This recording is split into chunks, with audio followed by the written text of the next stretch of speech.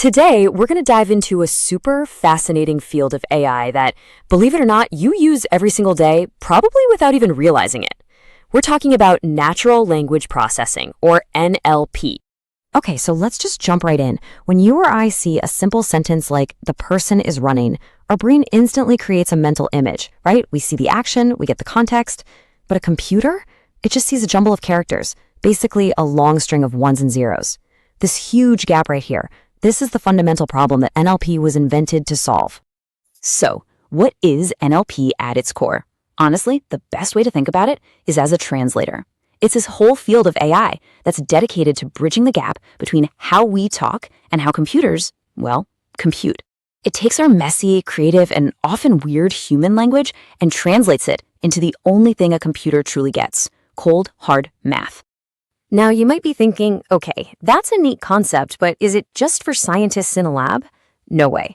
This stuff is already completely woven into the fabric of our digital lives. The real question is, where don't we see it in action? Think about it. Every single time you say, "Hey Siri, set a timer," or notice that your spam folder magically caught a sketchy email, that's NLP working behind the scenes. When Gmail finishes your sentence for you, or you use Google Translate to read a menu in another language, yep, that's NLP too. It is the engine that powers so much of the smart tech we just take for granted now. So how does this translation actually work? Let's pull back the curtain a little bit and walk through the basic steps a computer takes to make sense of a simple sentence. It's not magic, I promise. It's actually a really clever step-by-step process. It's kind of like a linguistic assembly line. You've got these four main stages. First, tokenization, which is just breaking the sentence into little pieces. Then you've got stop word removal to clean up the noise. After that comes lemmatization to figure out what the words actually mean at their core. And finally, the big one, vectorization, where it all gets turned into numbers. So that first step, tokenization, is pretty straightforward. The computer takes a whole sentence and just chops it up into its individual words, or what we call tokens. It's like dumping all the puzzle pieces out on the table before you start putting them together. You gotta see what you're working with, one piece at a time. And here's a perfect example.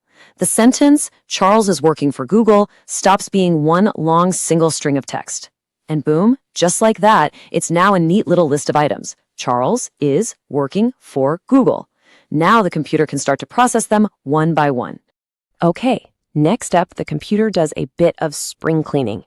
It gets rid of something called stop words. These are just the super common words in any language. Like the, is, and for. They're crucial for grammar for sure, but they don't carry a ton of unique meaning, so filtering them out helps the computer focus on what's important. Then we get to a really crucial step called lemmatization. This is so cool. The whole goal here is to find the root form of a word. It's lemma. So words like running, runs, and ran all get boiled down to their basic concept, run.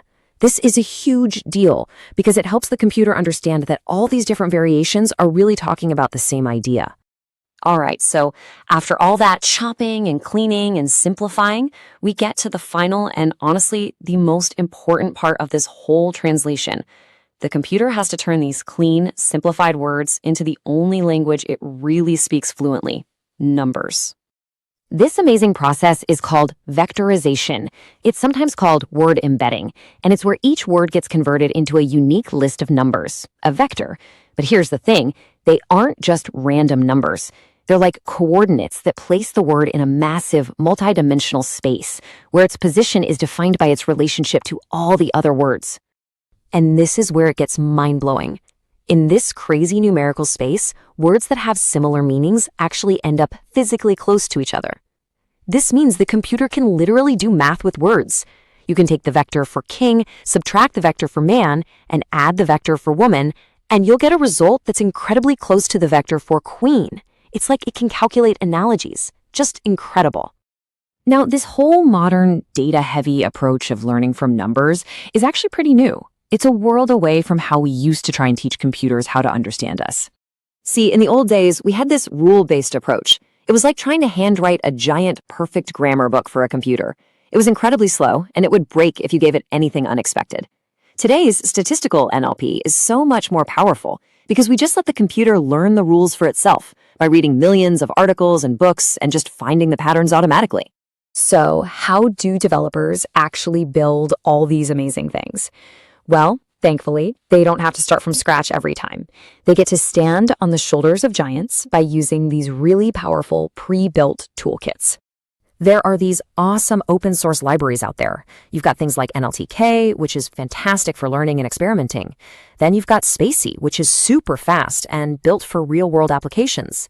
These toolkits have all the functions for tokenizing, lemmatizing, and vectorizing all ready to go, so developers can focus on building the next great thing instead of reinventing the wheel. So if there's just one thing you take away from all this, it should be this.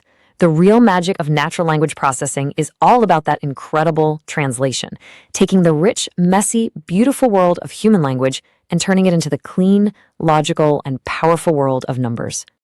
And that leaves us with a really fascinating question to ponder. As this technology gets better and better, as computers get more fluent in our language, what new conversations will we start to have? What does that future look like? It really opens up a whole world of possibilities.